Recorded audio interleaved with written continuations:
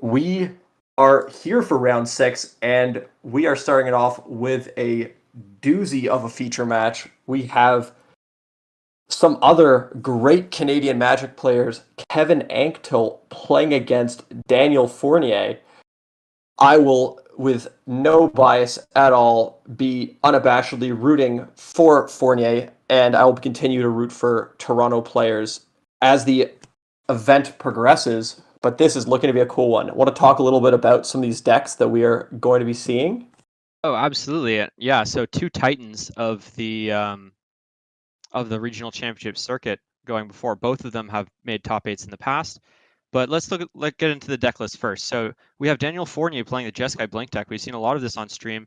3 Ragavan in this list, and wow, no more lies making the main deck for him. And yeah, other than that, pretty normal list. But we've seen it play win on coverage, lose on coverage. Yeah, so we'll have to see how it performs this match. Yeah, looking pretty stock. So I guess some of the interesting points you point out, that no more lies, nice catch-all spell that exiles. Going down on the Ragavan numbers, going down to 3 Fable. A lot of people are playing 4, squeezing in that main deck Wrath the Skies. Doesn't look like he's going to be in the matchup where you want that main deck Wrath the Skies.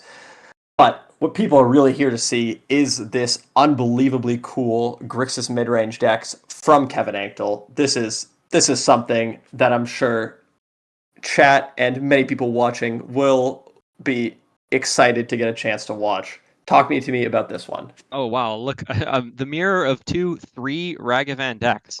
This one, wow, it's got everything. It's got Wan Tong, new card from Avatar. It's a beautiful Grixis mid-range deck playing only 2 red cards in the main deck, those being Ragavan and Unholy Heat, the powerful pair from MH2, and we're getting right into it. And Daniel opens up with the play with a Ragavan on turn 1. We'll see how Kevin responds. And it's Unholy Heat taking it out straight away.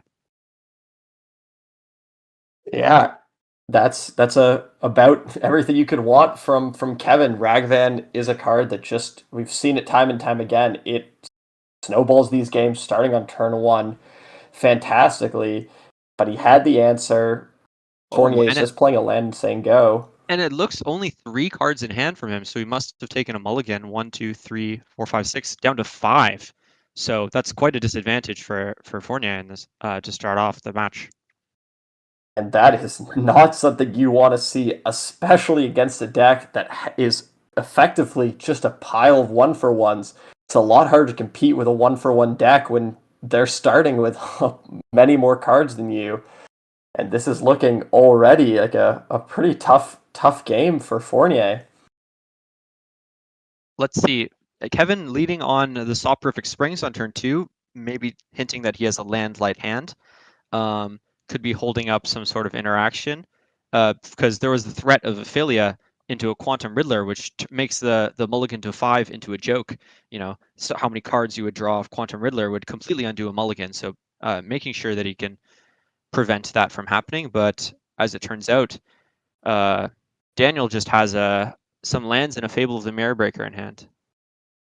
And this is the powerful part of this new card from The Last Airbender, Wan Tong Librarian. Kevin is able to represent Counterspell, but also Wan Tong, and could, maybe get a fetch land and get that extra card draw ability. He's also representing Dress Down. That's a lot of powerful cards that he is representing with just those 2 lands. Yeah, and it works out. Daniel chooses not to play a Fable of the Mirror Breaker, just passes the turn instead and holds up No More Lies. And that's a heads up play from Daniel, realizing that this untapped Sulfuric Springs it's a real cost to pay those 3 life, and representing that means there's a very high chance of a counterspell being in his hand, and he cannot afford from this Fable of the Mirror Breaker to get countered, and he's playing slow and looking to draw out of this double mulligan. Yeah, and I didn't say this when talking about his deck list, but it does look pretty well set up to play the slower game better. That with the No More Lies, less of the Ragavan, maybe because of the tension it has with Strict Serenade. So and the Wrath of the Skies being in the main deck, it looks like Daniel wants to set himself up to play reactive games quite well. And It'll be more difficult now that he's on the play and down cards on the mulligan, but he might still be able to do it. But that is just another land into the graveyard, not what you want to see if you're Fournier. And just another land being drawn. He is looking to get into the squeeze pretty quickly. Looks like he's forced to pass it back. Can't cast the Fable again. Next turn is kind of setting up for this Fable plus No More Lies turn, but against this Grixis midrange deck with looks like 7 cards in hand, you gotta be hard pressed to imagine that's resolving. Yeah, and it's very difficult because his No More Lies could have an expiration date. Well, Grixis with so many cards in hand and double Soporific, it seems unlikely actually. As soon as I say that, Psychic Frog gets hit by it. We'll see if Kevin perhaps uses a counterspell to protect it, and he chooses not to. If he does have that counterspell, he didn't get to spot it in his hand. Pretty smart to realize that there's much scarier cards that Daniel could have that he doesn't care, and a Psychic Frog would be outclassed by them. So. I gotta say, I love this play from Kevin. He has the counterspell in hand and says, "You mulligan to 5. I have so many cards. I am not taking any risks with forcing my Psychic Frog down. I am going to take my time. I'm going to make my land drops. I have so many more cards than you." And Fournier did not get the chance to resolve that Fable the Mirror Breaker that is just rotting in his hand because of the choice from Kevin to not play the counterspell, the No More Lies. I love that play. And what a beautiful follow-up of Preordain off of Soporific Springs. Truly, like, I mean, if you like Magic, then you like this Grixis midrange deck, and he's 5-0 with it. It is looks like a second, or is that the Ragavan coming down? A clock begins.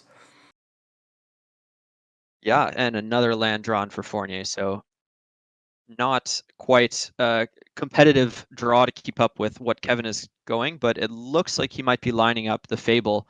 Now he's too far behind that he needs to go for it. Actually, he has double Fable, which means he'll be able to force one of these through the counterspell, no matter how many Kevin has.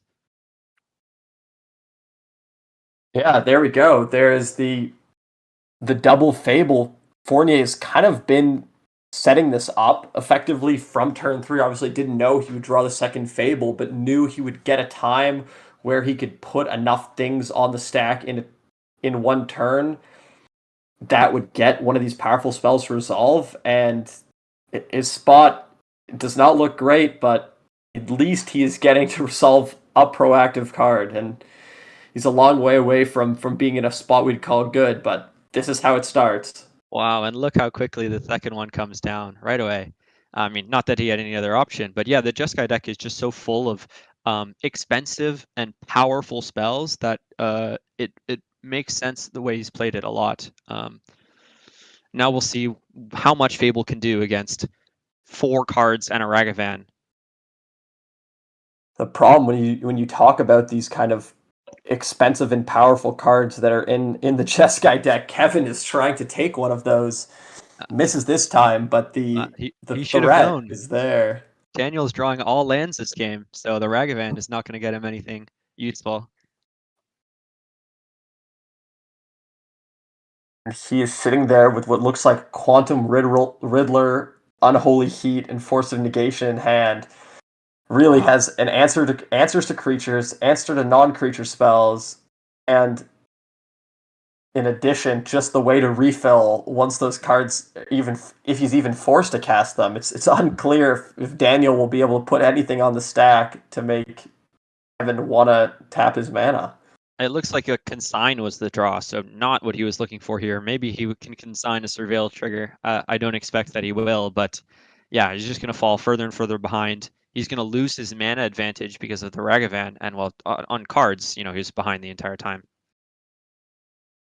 And you see, maybe this is part of the rationale for Kevin choosing to play this kind of off the wall Grixis deck. Is everyone's packed their decks full of consigned. The only colorless spell in his deck is the Mishra's Bauble. He's kind of juking the kind of removal that's being played, and it in this game 1 where Fournier is looking to have a lot more dead cards. It seems like an appealing strategy to take.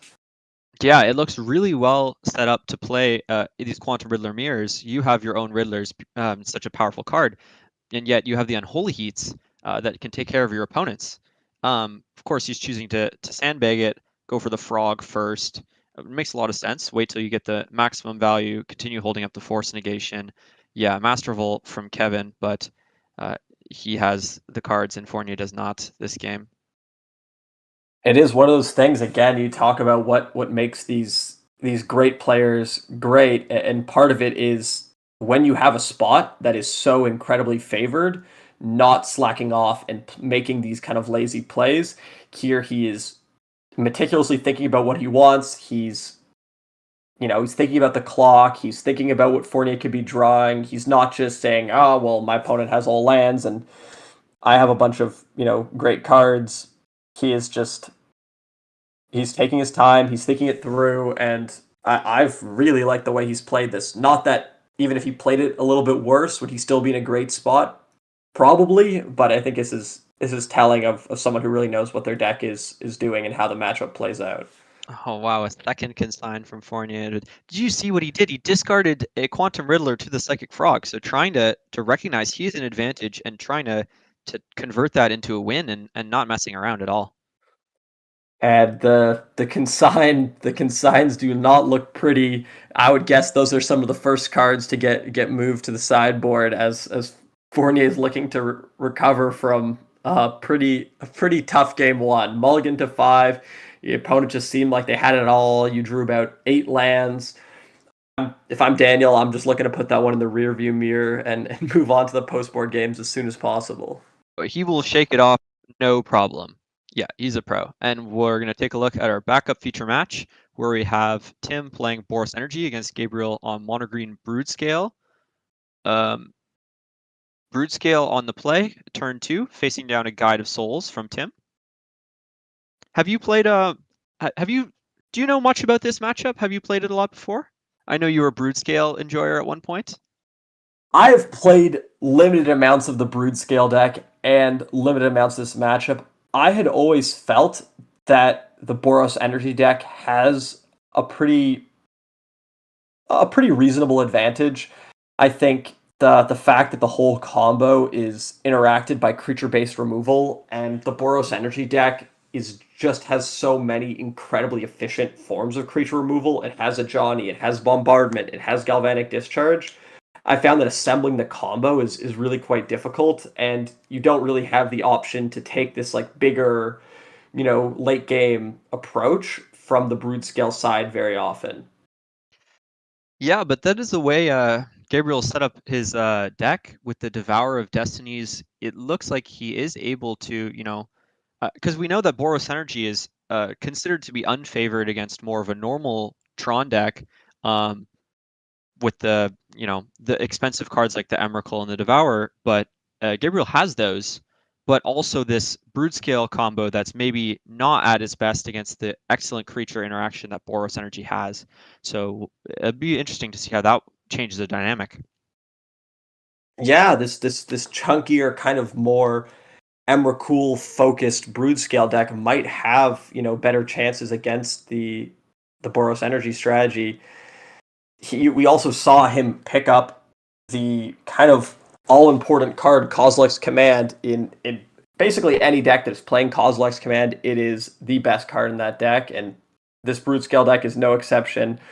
It is just an unbelievably efficient card with that Eldrazi Temple, and Gabriel is looking for a way to kind of stymie the bleeding and to make a lot of mana, and fortunately Kozilek's Command does both of those things incredibly well.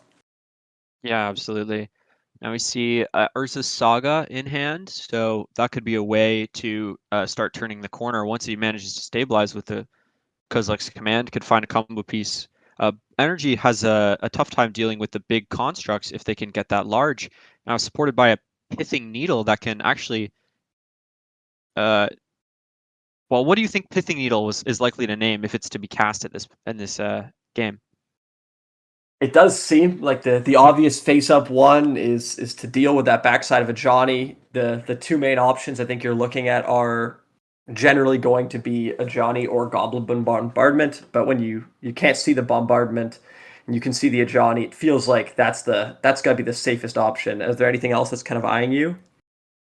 No, I can see that as well. But if he might choose to go after the Ajani, and that's what he does, names with the pithing needle.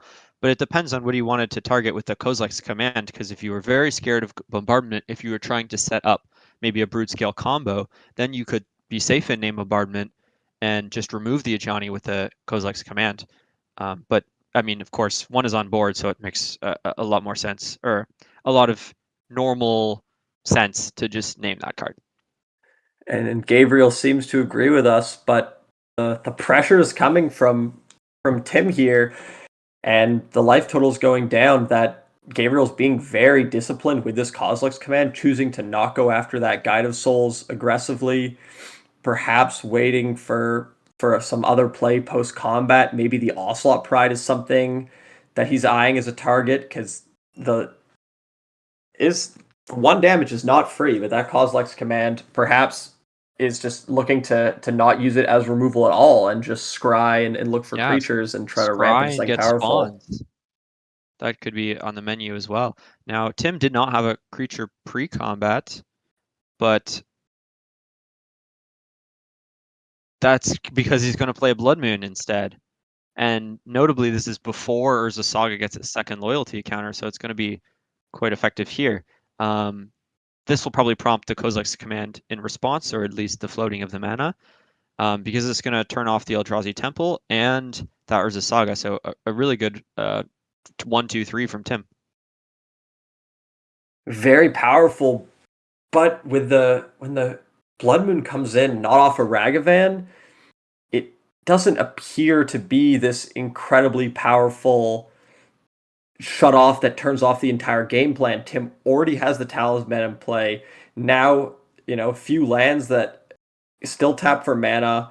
The basic forest we can see off the Kozilek's command, which is looking pretty appealing, along with that Unholy Heat, which is an excellent way to use a surplus of red mana that you're just given. So, however good the Blood Moon is, it doesn't really seem to fully shut down Gabe, maybe just a speed bump. Yeah. Switching back to our main feature match, we have Daniel again going first with the turn 1 Ragavan. Kevin responds with a Tameo that can threaten to block the Ragavan unless there's a removal spell for it. So we'll see if Dan thinks it's really important to just push through, or if he has any other alternatives, and he does. He goes immediately for the Galvanic Discharge on the Tameo, leaving that Arid Mesa. He's going to create a treasure and does have a Mystical Dispute in hand that could protect against Kevin's next play. And if you're Daniel Fournier, you are already so much happier about how this game has started than the last one. Your Ragavan has gone to connect. Tamiya's off the board. You have Mystical Dispute to protect from hopefully whatever the next proactive thing Kevin does. And the game is far from over, but But this again, is only 3 cards in hand. So does that mean well, more mulligans for Daniel this game? it looks like it. That seems to be this time at least only a mulligan to 6, I believe, Yeah, to thick, which is a to little thick. bit better. But in these matchups, which are, we watch a lot of these modern matchups, and they're combo decks versus combo decks, or interactive decks versus combo decks, and it almost feels like the quantity of cards don't matter because it's just about drawing that really specific piece of interaction or that really specific combo piece, and some cards are just, like the Quantum Riddlers they're both playing, are worth so many cards.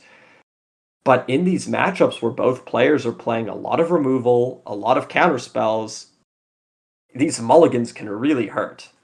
Yeah, absolutely. So even within the fair, this is like the furthest from a combo matchup where you can get. And one of the things about modern is players who come from other formats are often afraid to mulligan as much as they might need to because they don't recognize that it's all about trying to hit your most explosive draws or to make sure your deck is going to function at a high level, and quantity of cards doesn't matter as much. Now, this is much more the traditional, mid-range or control mirror, where it's all about interaction and card quantity is going to matter a lot. But still, I would prefer to be down a card in Daniel's position than Kevin's, without a doubt. Yeah, again, we talked about Kevin making contact with that Ragavan, potentially hitting some incredibly powerful cards off of Fournier's deck, but now we have the other way around. You know, this Ragavan can easily hit a Psychic Frog or a Wan Chi Tong. There are even just a Mishra's Bauble is an excellent bit of card advantage. So Oh there are a my. lot of nice plays available to him here. The Wan Shi Tong goes the other way around. Will we see Kevin fetch first before the Ragavan hits? What if a Wan Shi Tong gets flipped? That would be disaster with the Delta still in play. We'll see. Might be too difficult to stomach, especially with potentially losing your Surveil. But that is two Yeah. Ragavans connecting. And it is the Psychic Frog. Wow. And Daniel choosing to get the Meticulous Archive off of his Surveil, switched out the Elegant Parlor for the Archive, and this lets him use, well, I guess it wouldn't leave a difference. It would be the, yeah, it lets him have an additional blue mana up on this turn, which is important because he has a Mystical Dispute in hand. Yeah, it's great. And now this is a cute one. Kevin has the ability to try to subtlety the Psychic Frog back to the top of his library, as it's a card that he'd really like to draw to block this Ragavan. This is Wow. really an interesting interaction that you don't get to see that often, trying to subtlety your own card. So I wonder if he'll hold priority and then fetch the Polluted Delta once the subtlety resolves or not. You'd have to expect it that this is where the mystical dispute gets cast. It just seems too Yeah. juicy to get to keep your. But it looks like I think I can see another mystical dispute from Kevin. So it looks like that psychic frog will likely be hitting the top of his library, if or the bottom if he so chooses. Wow. We'll see if he fights for it. He will have to take a lot of damage if he chooses to shock this turn for the dispute against a Ragavan. But if he can pull ahead on board, it doesn't matter against the Fournier's Jeskai Blink deck. I know that Fournier has a Flasion hand, perhaps one more card, but if, you know that we're starting to see that Kevin, even with this kind of pain of the mulligan, Kevin, even with pitching cards and going down, is still going to have more cards available to him than Fournier. And it looks like he has another subtlety also. Is So is that that the decision? Oh, he's looking at potentially the subtlety. he could value the Mystical Dispute so highly that he would rather pitch subtlety plus another blue card and hold the dispute to protect the frog when it comes down on the next turn. Oh, Looks like a pitching. pitcher dispute. That looks like the last card must be Quantum Riddler. That's got to be the only way to justify wanting to go so low on cards. Oh yeah, that's really heads up from Kevin if he wants to start moving the cards out of his hand and get new ones. But as you said, the perhaps a little bit of a mistake in not getting that fetch land out. Maybe there's something we're missing, but feels like a might have been a spot to get an Undercity Sewers perhaps off of the on the end step with that trigger on the stack. Did you see if Kevin took the Psychic Frog? Think he did. I feel like the Psychic Frog is the card that was put on the top of the library. Yeah, there it Yeah, is. it was. So there was it's true there was an opportunity to surveil I mean and then have the Psychic Frog go after. And looks like we might get another very interesting kind of the lightning bolt psychic frog mini game might be something that we're gonna get to see here with that Flagon hand. Always an interesting spot. Oh, and actually the Surveil land might have been hit off the Ragavan in the early game. Now I remember seeing that it was just a land, but yeah, it matters which lands are hit off the Ragavan early. Here we are. Kevin has to choose whether to pitch this Quantum Riddler to save the Psychic Frog or just let it go and take another potentially disastrous hit from this Ragavan. Wow, and he held the land drop. for turn in order for this scenario so that he can protect the Psychic Frog, valuing it that highly. Now there's still 3 damage marked on it, so this Ragavan can safely attack because given that he makes this play, he's not going to trade the Frog for the Ragavan. Another land hit, another treasure, and an Arena of Glory, the follow-up, which is very threatening with the Flage. We have 4 cards in the graveyard, so not for sure coming down next turn, but a fetch land, any spell that could be cast and go to the graveyard, and then still leave Fournier with enough mana to cast the Flage would immediately end the game at this point. Already seems to be in the tank here. What is this card? Felia. Wow. Is that blocking? That is an awesome play. That is a really nice line to get that 5th card in the bin for the Flage. But we're going to say before blocks, give the Psychic Frog flying. Kevin really needing a good draw off of this. And so even though normally killing Ophelia would be, quite a good use of an attack, but he needs something better. Looks like a Preordain and a Sephoric Springs.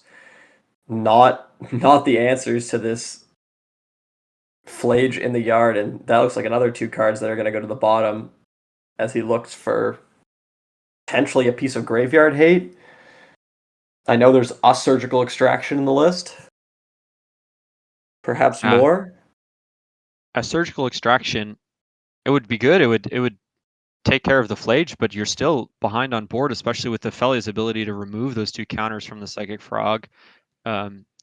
With Kevin so low on cards to juice it back up, he might, and look behind on life total, he might just lose a race, even if he's able to answer the Flage, which is looming. It looks like there actually isn't even a Surgical in his list. I had the wrong list up. The Graveyard Hate is 1 Strategic Betrayal, 1 Ashiok, which you can't imagine comes into this matchup, and 1 Ghost Vacuum, which is effectively felt like the only out here. And we did see the Strategic Betrayal in game 1, exiling that Goblin Shaman token. It's going to have to do a lot of work in this game if Kevin has a chance. Now picking up a Tamiyo also, and another Flage. Yeah, this one is going to end very soon. And it feels like Fournier has managed to bounce back of a pretty dominant game, showcasing just showcasing how impressive Ragavan is when it gets unanswered. That Ragavan was mana advantage and felt like a 4-for-1, really, in this game. Yeah, absolutely. Well, I mean, Subtlety had to exile 2 cards.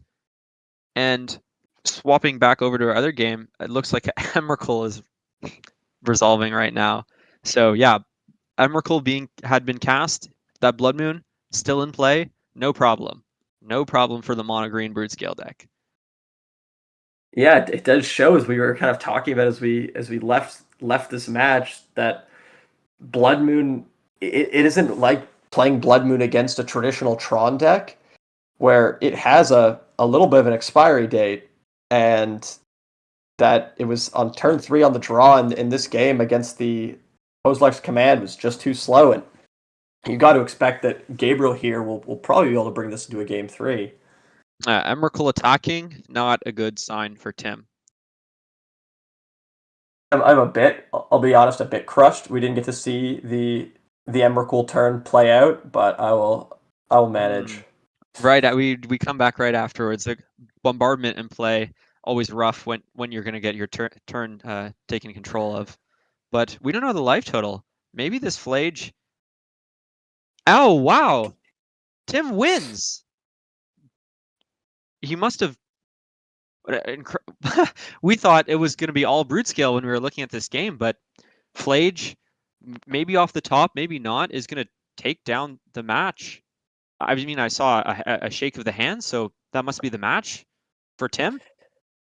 And we didn't get to catch the post Emrakul game, but you have got to respect the grit on from Tim Foley here, being able to fight through an Emrakul. That is not an easy place to be, and he proceeds on to a really good record of 5-1, taking down this brute scale deck, and I believe was in two straight. Yeah, wow. Just sitting there your entire turn taking control of, and you just know that you still have outs, you still have to keep fighting, and he does, and it pays off for him.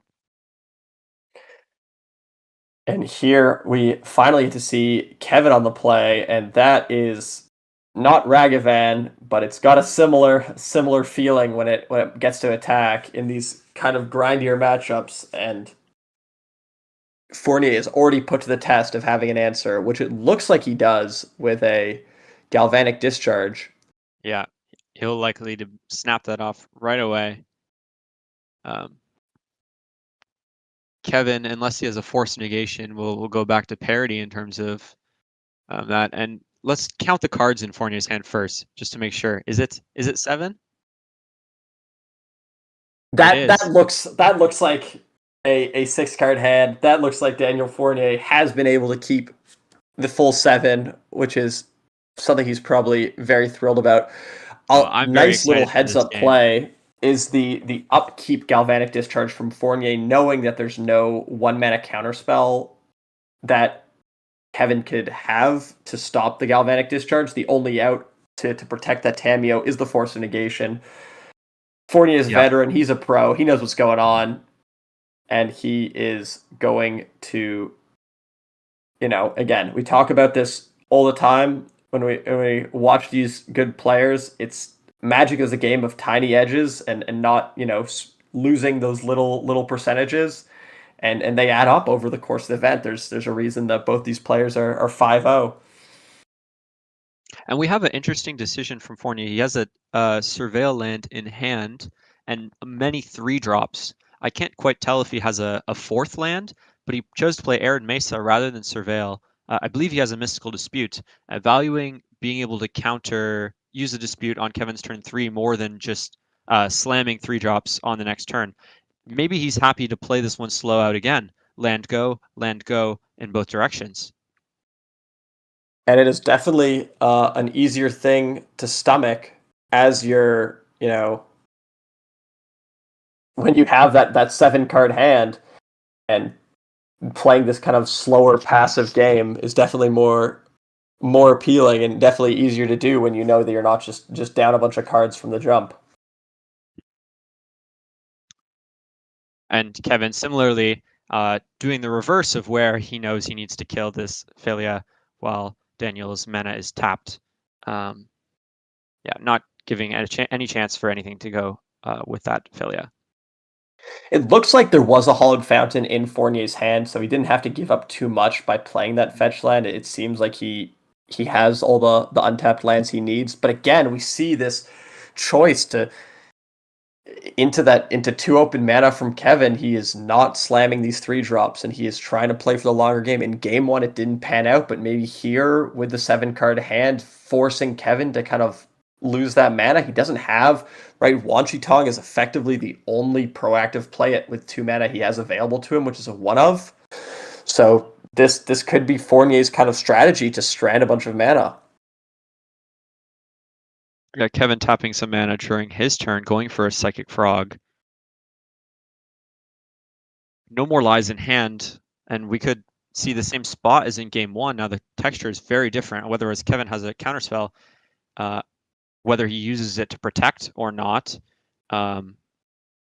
This time he does. He wants to force through the Psychic Frog and try and get on board and let Daniel resolve whatever comes next. But just completely different setup in this game. He feels like he's the one who needs to get something going, and he can't just, trade 1 for 1 and be passive.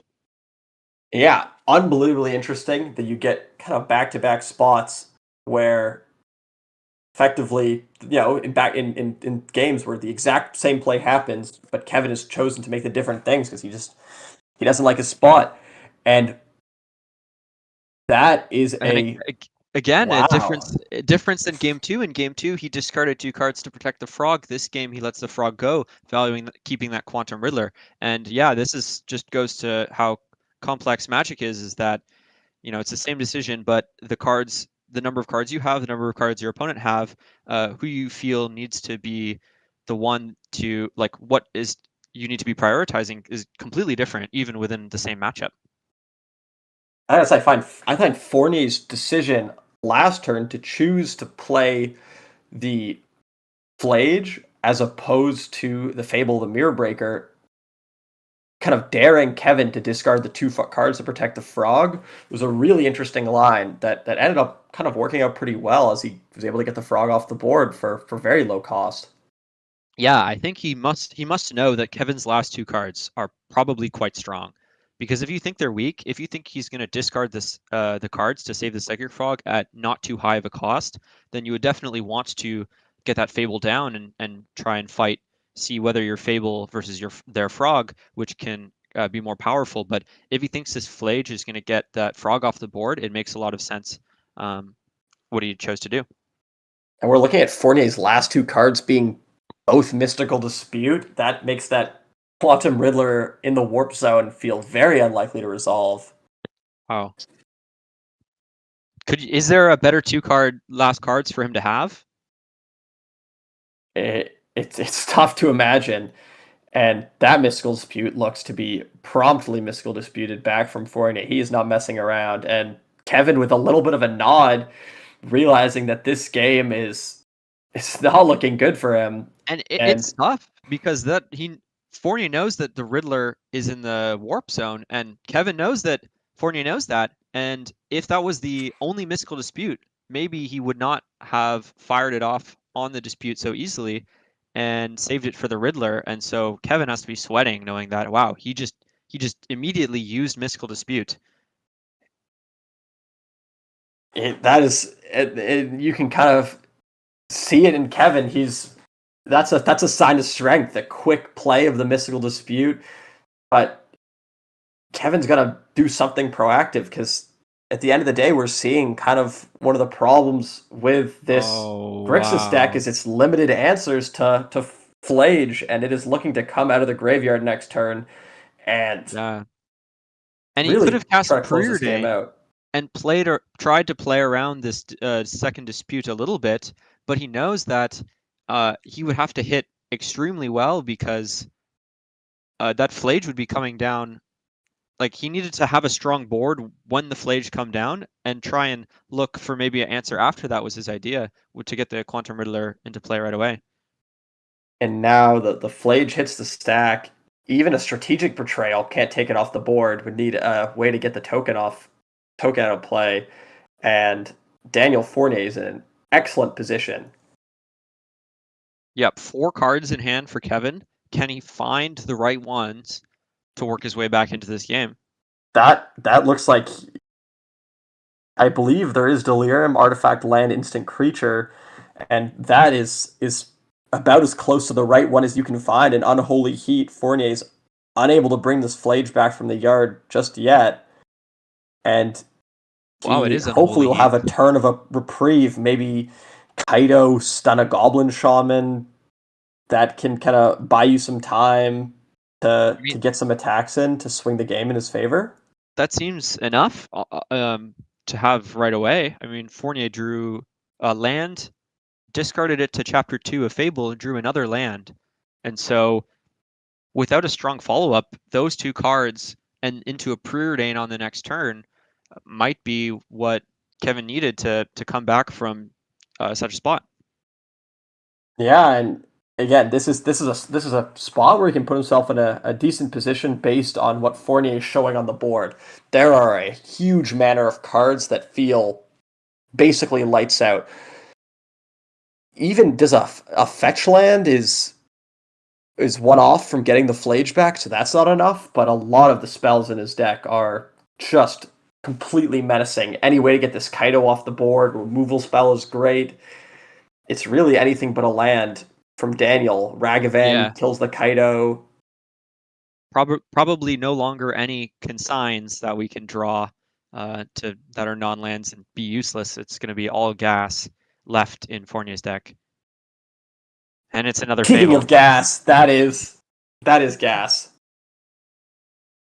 And the Fable hits the board. Another token. This Kaido, there is some feeling as you look at the kind of value plans from both the decks, and it does feel like Fournier's just got the stronger engine here in some capacity. I don't know. Kaido is not one to sneeze at. If it attacks, it hits, looks at up to 3 more cards. These But it tutus are will need just support. It will need support. And interestingly, Kaito could be double blocked by the Shaman and the Reflection. It'd be a bit of a risky play, but if it works, you do kill the Kaito. I'm not even gonna ask or try to figure out how Kaido and dress down works. That is severely beyond my pay grade. So I Yeah. will just pretend that interaction doesn't exist.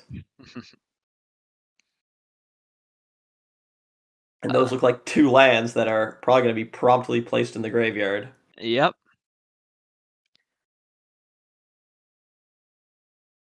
Is that another land? Preordain, Mishra's Bauble, dress down.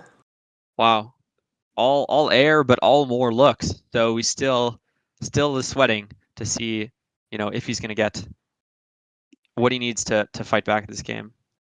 It does feel to me that Kevin is almost on a bit of a clock here. This Flage is just sitting in the graveyard looming. Grixis has a lot of powerful things going for it. Life gain is not one of them, and 7 life is not a lot to play with. A couple shamans get into the red zone, a Flage activation, an attack here, a fetch there, and that 7 goes to 0 very quickly. Yeah, just these incidental bodies. Well, I mean, it's almost disrespectful to Fable to call, the Reflection or the Goblin Shaman tutus incidental, but in terms of all the other heavy hitters that are swinging around, just this is what's left on the board. Kevin had the big answer, but there's still a lot of more work he needs to do to stabilize in this game. And that looks like a Tameo and a dress down. Feels like these are bandages for a big bleed, and that is appears to. I guess we have a judge call. Who knows? Possibly asking about how Kaido and Dress Down interact, as he looks like Kevin's probably going to cast that in his end step. That would be where my money's at. Oh yeah, the end step dress down would be a way to prevent the Reflection from reflecting anything on the next turn. Yeah, so it is a question away from the table. Let's see how many cards Kevin has drawn this turn, because he did just deploy a Tameo. It was Kaito drew a card, then Preordain was cast. So we've had 3 cards drawn already. So Tameo won't No be able to flip flip from this the turn. Cameo, and I don't Not believe that it would flip he would want anyways. to. Yeah. The Dress Down, I think, even hypothetically, if that was the third card, would stop things from flipping. Oh yeah, if dress down was going to be the 3rd card, yeah. And so Fournier untapping means that he does not cast the dress down end of turn. He's going to save it maybe for when the Flage comes down to respond. Wow. And that Fable saving Fournier from another bad draw is turning a land into a counter spell, which is going to really hinder Kevin's ability to get back. But only 2 damage this turn. 1, the Shaman's still tapped. And Tameo presumably blocking another one. So that brings it down to 5. You mentioned the life gain is going to be hard to come by, but he's So you not. just got to take a Kaido off the board then with the 2 Oh, creatures. yeah, exactly. Of course, yeah. And before combat, the dress down is going to come down, prevent the treasures. It looks like, not that This would Fournier's choked on remove mana. the haste, possibly, I believe, because the haste was given before Oh, the token was, or before the dress downs cast. I think that's how the layers work again. yeah. No, correct. Very heads up from Kevin, and that's why he didn't go for the end step dress down, because then Fournier would have just not used the reflection and attacked with it, and Kaido would have been taken out. Unfortunately, the downside is that he's gotten a draw step and has drawn a counterspell for the dress down, and now we don't even have a new card from it. Yeah, But and it it was just. Oh, probably go the ahead. line he Sorry. needed to take. No. It's probably the line he needed to take to be able to fight back. So really, impressive from Kevin fighting in a tough spot. He has a subtlety left, a preordain, facing down the Maybe same there's a board as before. clue that the Tameo Plus does shrink the threat of damage by a lot, but at the end of the day, that is a Flage with It, 5 cards in the graveyard, and yeah, it'll doesn't save take much. it'll save a bit of damage on this turn, but Fournier is likely not to use Reflection on his Shamans on this turn. This next Fable is going to flip, and then he can, Reflection Twin, as they say, and create as many Reflection tokens as he has mana on Kevin's end step. And -1/-0 from Tamiyo will not save Kevin at the low life total that he's at. It does not look like that Thundering Falls will be saving him either. Might have to Wow. get aggressive with this Tameo just to crack a clue to try to get something. Yeah, Surveil first. So bottom, then bin, and then you get another look. So a lot of looks, but a Ragavan is not what he needs. Kind of an aggressive send of that Tameo into the red zone, hoping for something. Maybe Strategic Betrayal feels like the only card that gives him another turn. Now there's a Toxic Deluge in Kevin's sideboard, but I feel like he would be unlikely to have brought it in. But if he has, it's what he's looking for here. Although that would just allow Fournier to cast the Flage and promptly end the game. Plus, and I'm seeing that looks like a counter spell. That it's a great card, but No, not here. not here. No, the Reflection's uncontested. Maybe Tamio being more likely to take the hits than Kevin so that he cannot return a card from his graveyard on the next turn. And especially if the reflection works, then he doesn't have to care about the life total. But another turn, he won't be dead right away. No Flage this turn. Arena of Glory the draw, which means when this Flage comes, it'll be hasty. But it wasn't, a Surveil land, a Fetch land, a Galvanic Discharge, any of those cards that Daniel could have brought a Flage back with immediately. Now, of course, Kevin drew the counterspell, so that would have been hit, but he doesn't know that. Yeah, Arena of Glory normally, got to be one of the best cards with Flage, but in here, it is one of the very few cards left in Daniel's deck that don't immediately return that. Might be looking at some own end stepped making of shamans in order to have tokens to target with the ability in the event that Kevin has removal spell, but Daniel chooses to not go with those. Yeah, now, because he attacked the Tameo, Kevin's still at 7, which means that you do want to make as many reflections as possible, because if you make reflections now, those will be sacrificed on Kevin's end step, and you'll have less total going into your turn, but it would play around a drawn removal spell. So a trade-off that Daniel was not willing to make. He wants to get as many reflections as possible to make sure that Kevin actually does lose the game right away. But it does seem like an Unholy Heat was drawn, which is going to prevent all of them. Yeah, here Kevin peels the removal spell. He has the counter spell to stop the Flage from coming back. Now that this Kiki Jiki hits the graveyard, the Flage will not hit the board. It still feels like Fournier with these fables and reflections is in a very commanding position, but Not there's though. I getting a mean, bit of light from the end of the tunnel here for Kevin with a counterspell, maybe a subtlety. subtlety, if the Flage comes down, the subtlety answers that immediately and then block. And he's done it. I think Kevin is ahead now. That is another land from Fournier, and it's looking like a potential punish here. I'm not sure if he has another Surveil land. I believe he should have one in his deck, and now he's probably maybe regretting that he didn't fetch that land prior to putting this Flage back on top of his library. Oh, I see what you mean. Yeah.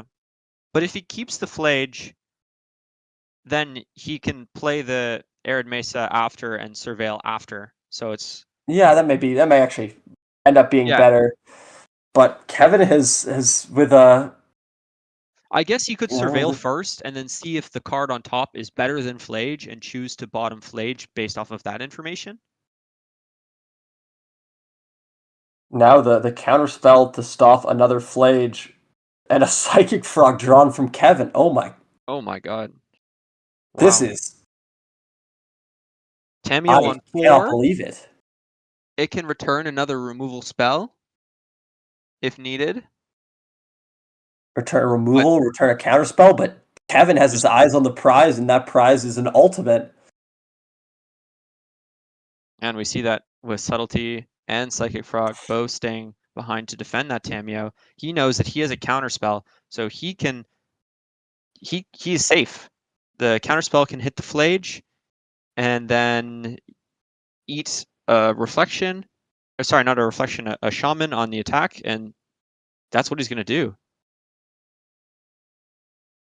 And Daniel might be forced to send a lot of Goblin Shamans to the Abyss in order to get It would a few only points. only Only gonna one end up single losing point would get one. through, so probably unlikely to go for that, and gonna save it for next turn. But yeah, just He use could this one to create copy. a treasure. Yeah. He did have the possibility of perhaps copying Oh, the. and going in with 2 this turn. Oh, could go in with 4. The Psychic Frog, there was no cards in hand. Psychic Frog couldn't discard, so it would bounce off of 1, and then 2 damage would get through, and you'd only lose 1. Yeah, but then you'd be less a shaman on the next turn also. So Yeah, I definitely. guess And maybe he'd Fortnite be might be more saving him. willing to do that once a Tamio gets up to ultimate range to ensure that damage comes in. But on this turn specifically, there was maybe no reason to uh, deal as much, remove as much loyalty right away, and he can afford to wait. But I mean, an Unholy Heat in hand means not really. He cannot afford to wait very much, as he will lose this reflection and Fortnite not has be able 2 to make a. looks at some way to reduce this Tamio's loyalty. Otherwise, we'll be seeing Kevin Ankle progress to 6-0. And as someone who has been has watched all the matches today, this has got to be the most back and forth exciting one. Oh my god! Yeah, Kevin taking it back from a spot where he had cards and he needed to find the right cards, but he navigated it masterfully to give himself the chance to. And even if that Tamio was just removed from the board, it's not like Fournier's ahead. There's still the Psychic Frog, and he has no way of getting through on the ground. As a way to remove 1 loyalty from Tamio at a pretty steep cost, which is dashing this Ragavan. But it feels like that is the forced line. Not the worst draw, but it's not pretty. Still 1 Yeah, card away from this Flage coming back, which just feels like that's been the story of the game. Fournier's been 1 card away from getting the Flage back. but reduces Tamio to 7, which it will still be able to ultimate. Oh, is the ultimate 7? The ultimate 7, it goes up to 8 by its own, and there we go. We see Tamio ultimate, and that does it. There's no way that he can recover from this. And yeah, that is wow. That is incredible. This has been just a beautiful. I give Daniel his flowers. He played a great game. He's navigated some spots. He found his way, out of some tougher places. I think he played very well in all 3 games. But Kevin, this is someone who has played a lot of this deck and really understands what the matchups look like, right? That is, part of the appeal of playing a deck that, isn't the most played deck against the most played deck is you've played this matchup a ton of times. And Yeah, it shows. no, absolutely. We knew this was going to be a clash of titans. Despite Daniel maybe taking some mulligans in the earlier games, we got a great one here, and so yeah, it was It looks like definitely he's great to gonna witness probably this. discard 15 cards or so to the Psychic Frog and turn it Oh, sideways. it's yeah. In this deck, you can win immediately. You don't have to dirtle around. Convert all those cards into damage right away, and that's going to do it. That was a that is why you watch some Magic. That is awesome. That was an unbelievably fun match to watch. Kevin improves to 6-0 with Grixis mid range.